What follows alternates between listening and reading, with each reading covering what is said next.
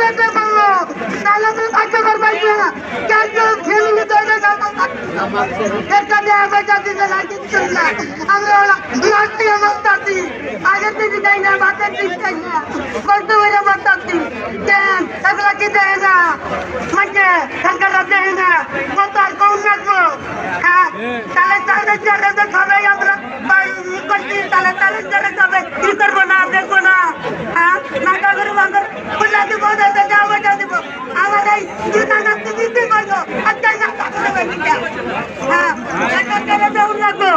আমার গুলোটা প্যান বলবো একটা হাতিকা বলবো। আসলে অনেকেই আছে এখানে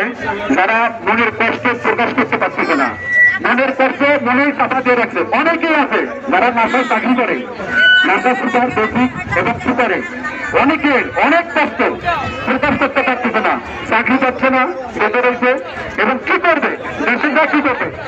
অনেক চিন্তার মধ্যে আছে, অনেক কষ্ট আছে। সব কারো কাছে মুখ্যতা করতে পারতেছে না। আগে